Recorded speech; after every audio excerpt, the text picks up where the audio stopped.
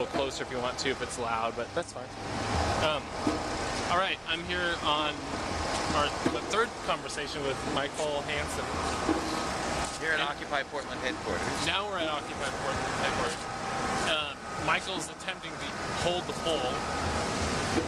Doing it okay, but I think I run that thing better than yeah, you're the experienced one. Nevertheless, it's pretty interesting to hold the pole. I guess we're just walking through here again. We already walked through once before. You want to go around the outside? Check out the suburbs? Let's do the outside. How many tents do you think there are in here? I'm guessing about 87. Is that too many? Maybe that's too many. Not nearly enough. And then I think 87. Something like that. 99. 99. And each tent houses 5 people. Really? No, I don't know. I believe you. No, 10. Each tent houses 10 people.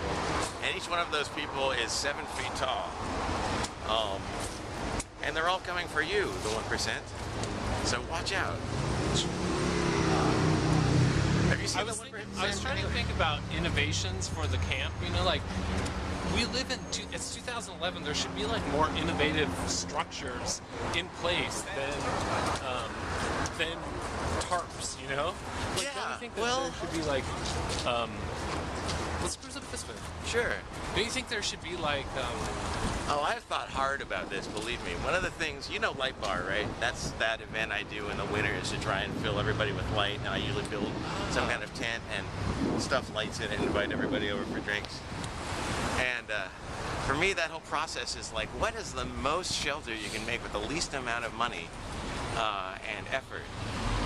And I just come to find that, like, well, tarps are a remarkably good bargain for just like amount of, but for short-term coverage. If you're building a semi-permanent structure, don't you think that you want like like some sort of styrofoam blocks or like something a little bit more like innovative? Don't you think that there should be something a little bit more innovative than just tarps? Well, you know,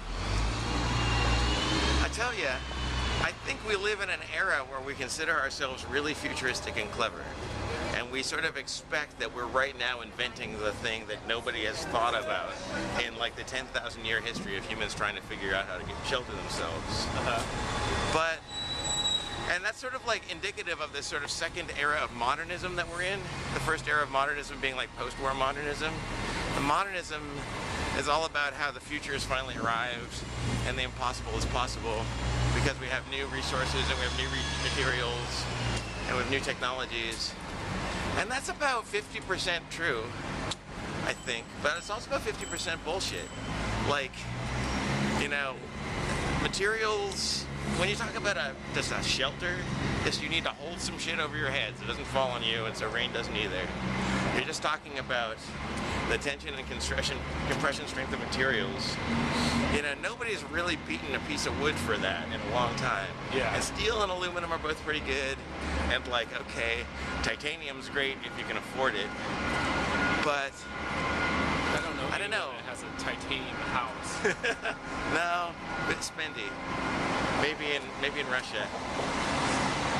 But I mean, I think that some of the best architectural ideas are some of the oldest. Like when I got to Burning Man and you see people, they're all about temporary shelter with style in a harsh desert environment. What are some of the more innovative things you've seen there then? Well, people have tried a lot of great stuff like inflatable homes, but they blew away, and like all sorts of crazy tent concepts that blow away. A Bedouin tent turns out to be an amazingly good thing for the desert. And that's why Bedouins have lived in them for such a long time. And that's really just like a stretchy, kind of a felt tarp pinned to the ground and then pushed up in the center with sticks. And it's a tension and compression structure it's got all of these principles of tensegrity that were eventually outlined by like Buckminster Fuller as really useful structural properties for a system. But they never really understood it that way. They just tried and refined what they were trying for like thousands of years. That's really where the best designs come from. It's from time. I think some of the best designs are the oldest ones. The evolution of... Yeah, evolution provides good designs, not like one genius who happened to be born in 2011. But, I mean, it's interesting to think about what materials we have readily available to us, like, especially... Like, I guess tarps are small, they're lightweight, you can tote them around, you can do a lot with them. I don't know. Yeah. I mean, they're available. And the thing is, like, but the other thing I'm surprised about Occupy Portland, why isn't everything lit up all the time? Like at nighttime, it should be lit up in there, you know? Like, you'd think that they would have the resources available to them to have a powered village. Well, I mean, I think that electricity-wise, they're a little bit strapped. There might be an outlet somewhere in that park, but I'm sure that the city can turn it off any time if they wanted to. They could run generators, but that's fossil fuels. Well, they have generators, and I know that they have some battery banks. Yeah. It's weird. But then again, you know, I don't know if having the whole city lit all the time. Well, I mean, this is if we consider Occupy Portland to be a model for all of society, which is probably going a little too far. Probably not a very good model for society. Well, they're trying to come up with a good model for society. Well, but once again, in the evolution stage, that's kind of what our forefathers tried to do too. If we leave them there for 1,000 years, I'm sure something really awesome will come up. I thought about a little comic where it was like, Occupy Portland. Oh, yeah, 10 years later. I love it. Totally. And they're still there. It's like a big skyscraper of tents or something like that. And it's just like tents on tents on tents. Oh, dude, if you could invent the tent skyscraper, I think you'd really be somewhere. I mean, how big of a tarp would you need? And then you look at buildings like this, and it's just like, can you get a shot of that? Yeah. Like, well, I mean, I can get a shot of the very bottom of it. Yeah. It goes on and on. It's just like, look how massive that is, you know? Someone had to build that. Yeah. Well, you know, I've been reading Pattern Language, a very famous book of architectural philosophy. And one of the patterns that they have in there is that you shouldn't make buildings more than 3 stories high because they drive people insane. And I was thinking a lot about that in South Waterfront when I was riding around there. Because there's something unwell with that neighborhood. And when you're in Occupy Portland, it's just so obviously this neighborhood has got a lot of exactly what that neighborhood's missing. Really, honestly. They would be doing a huge architectural service if they would occupy South Waterfront. And just fill all the parks with tents and, you know, information centers and it's just so meetings. Not centrally located to the... I know, no, they're in their own bubble over there. I know it's like no one's going to make it to this far in the video, but can you talk about what your event that you're doing a little bit? Like, just tell me about it. Like, people will see it after the fact, most likely. Sure. Well, so there's an event called Chad Chats, and it's sort of a satirical take on TED Talks, if you know those, from the internet. Yeah. And I got it going because I had one that I wanted to give. And the one that I'm going to give, there's going to be 4 other people, writers and comedians, doing great, like, PowerPoint presentations about humor, which is different from actually telling jokes in a weird, subtle, meta way. So mine is going to be about my research into cultured meat. Oh, nice. Cultured meat being this artificially produced test tube meat that some people believe is going to solve the world's hunger problem.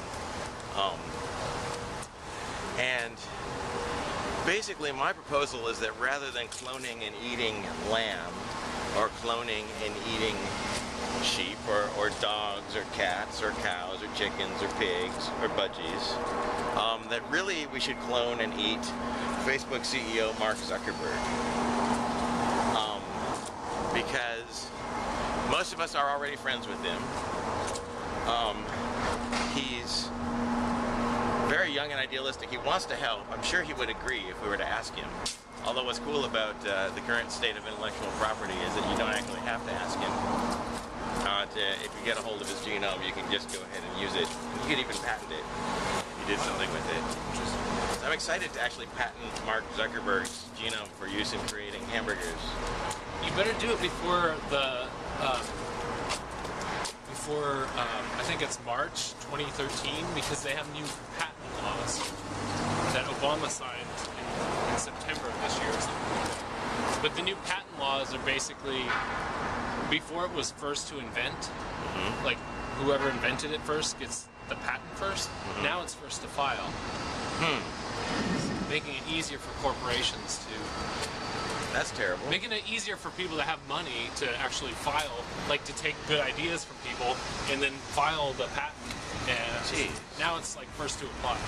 I don't like the new structure. Wow, they figured out a way to make patent law even more retrograde and fucked up. Yeah. And supposedly it's to help. I don't even. I'm gonna go occupy Portland some and put up a sign about patent law. Yeah. I hate that shit. I mean, it's kind of funny that Obama like put it in, signed that thing. I think there's some... I used to think it was funny when Obama signed a bunch of shit that sold out in the middle class at the expense of the rich. It's not really entertaining anymore. No, it's not. I'm sorry, I voted for the guy, but fuck him. He's just low in it. That's on camera. Obama totally dropped the ball. I doubt he's gonna watch when you're... Oh, he watches all my stuff. We're Facebook friends.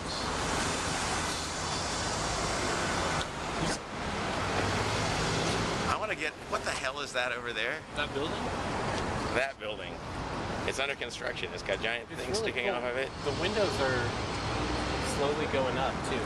The back end of it is still just like girders and concrete spray. Look at that crane, it's so awesome. Yeah, I want one of those. That's what Occupy Portland needs. They need a crane. If they had a crane, they could just rearrange the tents once a week at the horizon. Couldn't take it. Really? They could also grab supplies and fuel from the police department from overhead. Just nab it right off their roof. I was looking at the crime map online, and there was a bunch of crimes that happened right inside the police precinct, like thefts and stuff. Pretty wild. Anyhow, that was our last That was our last video. That was great. Thanks. Should I press the red button? Yeah, if you would like.